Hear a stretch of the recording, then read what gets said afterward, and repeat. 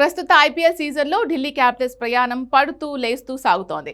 ఇప్పటి వరకు 3 విజయాలు 3 పరాజయాలతో పాయింట్ల పట్టికలో 5వ స్థానంలో ఉన్న ఢిల్లీ క్యాపిటల్స్ కు గుడ్ న్యూస్ అందింది.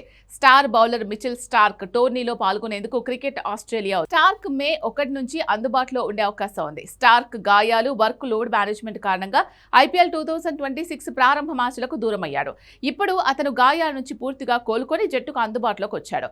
ఈ విషయాన్ని క్రికెట్ ఆస్ట్రేలియా ధృవీకరించింది. స్టార్క్ పూర్తిగా కోలుకొని ఫిట్నెస్ ప్రోగ్రామ్ ను కూడా పూర్తి చేసుకున్నట్లు ప్రకటన విడుదల చేసింది. గతేడాది జరిగిన మినీ వేలంలో స్టార్క్ ను ఢిల్లీ 11.75 కోట్లకు కొనుగోలు చేసింది. ఐపీఎల్లో ప్రారంభ మ్యాచ్లకు విదేశీ ఆటగాళ్లు కొందరు దూరం కావడం వివాదాస్పదమైంది. అయితే తనకు గాయమైనట్లు స్టార్క్ ఇటీవల తన ఇన్స్టాలో పేర్కొన్నాడు.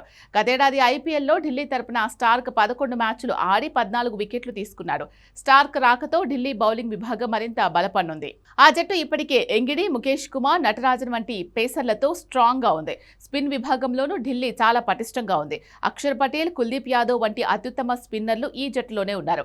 ఇప్పటి వరకు జరిగిన మ్యాచ్ల్లో ఢిల్లీకి బౌలింగ్ విభాగంలో ఎలాంటి ఇబ్బందులు ఎదురు కాలేదు. బౌలర్లు సమిష్టిగా రాణిస్తూ జట్టు విజయాలకు దోహదపడ్డారు.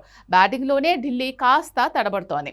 KL Rahul, David Miller, Sameer Rizvi పర్వాలేదు అనిపిస్తున్నా మిగతా బ్యాటర్లు చెప్పుకోదగ్గ ప్రదర్శనలు ఇవ్వలేకపోతున్నారు. ఈ జట్టు తదుపరి మ్యాచ్లో పటిష్టమైన పంజాబ్ కింగ్స్తో తలపడాల్సి ఉంది.